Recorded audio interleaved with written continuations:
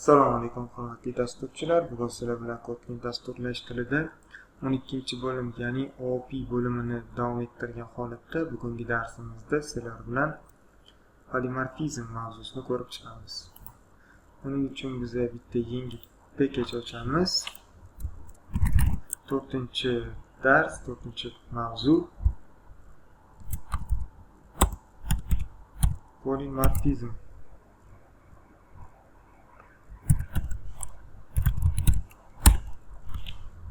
Polimorfizm bu nima? Polimorfizm bu har xil turdagi obyektlar uchun yagona interfeysni ta'minlashni tashkil etadi. Bu o'z navbatida polimorfizm override hamda overload lardan tashkil topgan. O'shalar orqali bu yuqorida aytib o'tganimizdek turli xil obyektlarni yagona interfeysga ta'minlash uchun xizmat qiladi. Bizga bular kerak emas. Bize yangi bitta Kotlin fayl ochamiz, class ochamiz. Kotlin faylni ochamiz va uni ichiga hammasini yozib bitta dastur o'zida ko'rishga harakat qilamiz. Buning uchun bizga bitta polimorfizm bu ichiga class Kotlin faylni o'zbekcha nom bilan yozaman.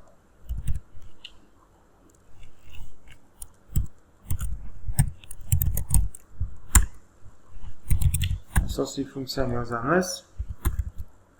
Hamda buning uchun bizga bitta class kerak bo'ladi.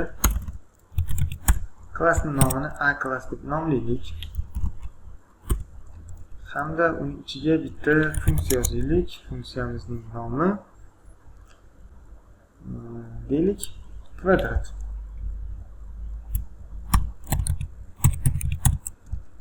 Unga A toifasida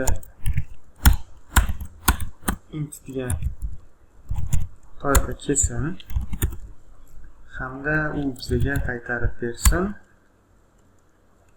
A kvadratni.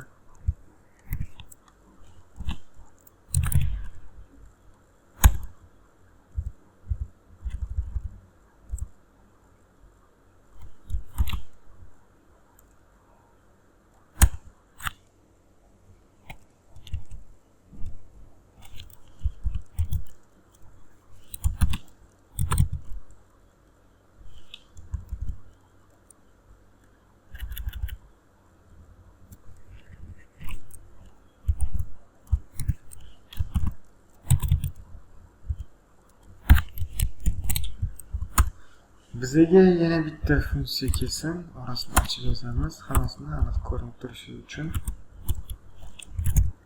Function deylik, doira deylik. Aylanadi. Doira deylik. Undan bizga bitta qiymat kelsinki, bu double bo'lsin.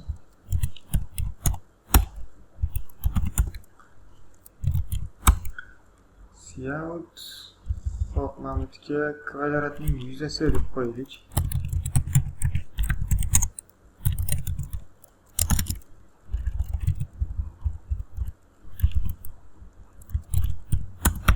Doiraning yuzasi. Doiraning yuzasini topishimiz uchun mass.p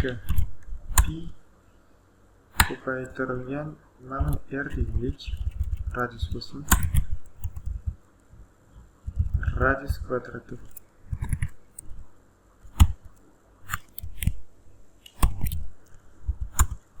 Bizga yana bitta funksiya kerak bo'lsin, bu uchburchak.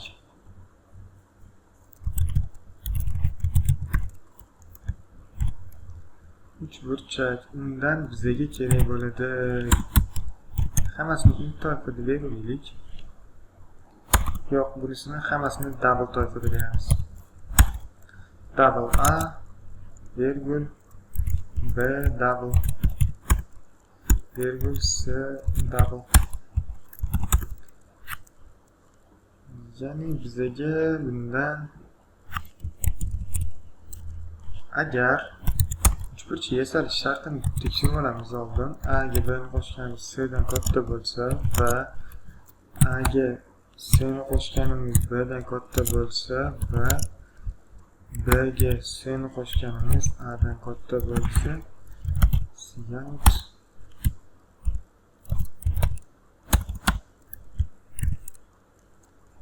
a virgul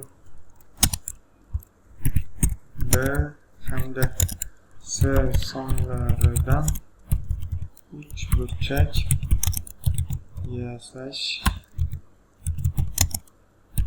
mumkin deb chiqsin. Aks holda esa shunday bitta ko'plab turib, duplikat qilib turib mumkin emas deb chiqsin. Bularni hammasini mana bitta A degan klass ichida yozdik. Endi biz yana bitta klass ochamiz.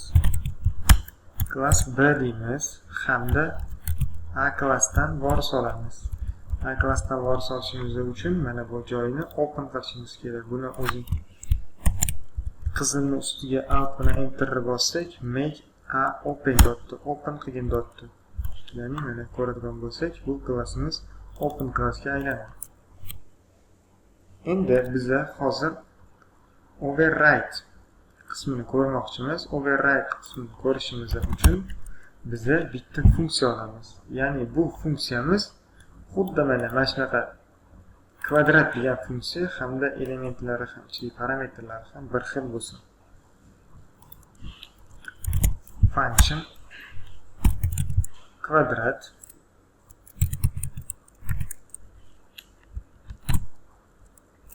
a int toifasidagi bitta a degan o'zgaruvchini olamiz. Hamda bu bizga mana o'zi xatolik beradi, ya'ni override degan funksiyani yozgan deydi. Biz ham mana bu olib kelib override yozadigan bo'lsak, bu aytadiki, mana bu yerda o'zi alt bilan enter bossak, kvadratdagi mana bu joyni ham open qilgan bo'lyapti. Shunda bu xatolik yo'qoladi. Ya'ni B klassimiz A klassdan voris oldi va voris olganda undan birato'la metodlarni ham voris oladi. Bu degani hamma narsasini o'ziga voris oladi. Voris oldi degandan keyin u ikkalovi bir xil bo'lib qolsa, override, ya'ni funksiyalarning nomi, ichidagi parametrlari bir xil bo'lib qolsa, bu override funksiya, ya'ni qaytadan yozish deb tarjima qilsa bo'ladi. Qaytadan yozayotgan bo'ladi o'sha funksiyani. Va bizga chiqarib bersinki, cout qilamiz. B klassdagi kvadratning yuzasi deb chiqsin. Hamda buni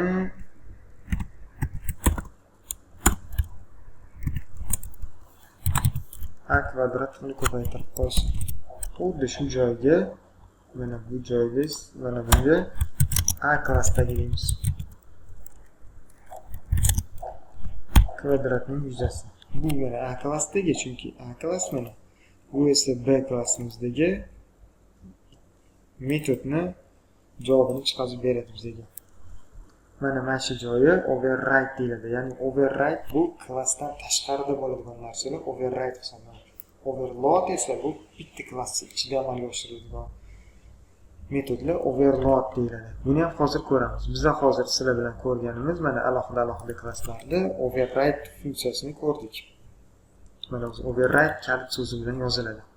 Overload esa overload kalit so'zi bilan yozilmaydi. Mana hozir buni endi ishlatib ko'ramiz. Uning uchun biz bitta A klassimizdan voris olamiz. Hamda val B deb turib B klassimizdan ham bitta voris olamiz.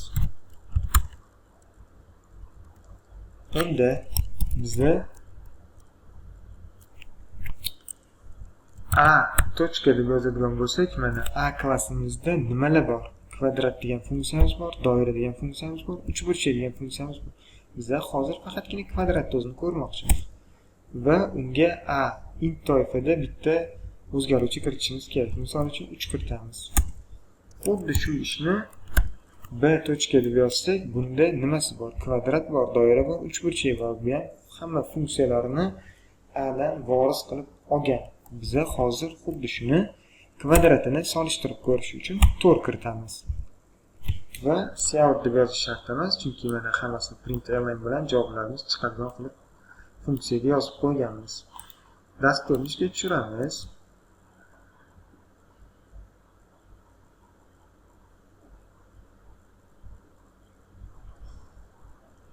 Hamda mana natijani ko'radigan bo'lsak, A klassdagi kvadratning yuzasi 9, 3 kere 3 kvadrati 9, 4 kvadrati 16. Mana B klassdagi mana ham joy ishlayapti. B klassdagi kvadratning yuzasi 4 kere 4 16. Xuddi shunaqa qilib biz boshqa funksiyani ham override qilishimiz mumkin. Ya'ni mana override kalit so'zi bilan yozamiz. Function deylik. Doirani olaylik. Doira. Buning uchun mana bizga doirani yoniga open degan kalit so'zni yozishimiz kerak. Doira deymiz hamda R double dan kiritamiz. Cout B klassdagi doira yuzasi. Doiraning yuzasini topishimiz uchun mana bu kerak bo'ladi bizga.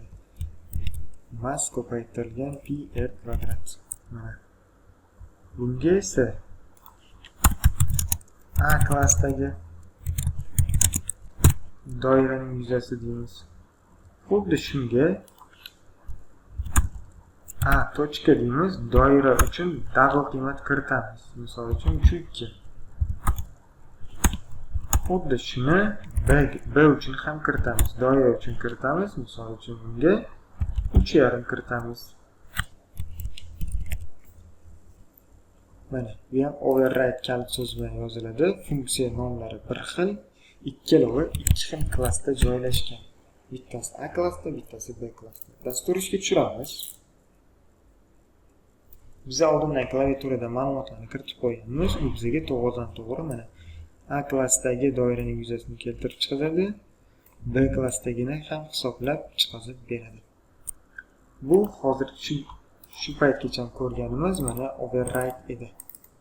Endi biz sizlar bilan darsimiz davomida overload ko'ramiz.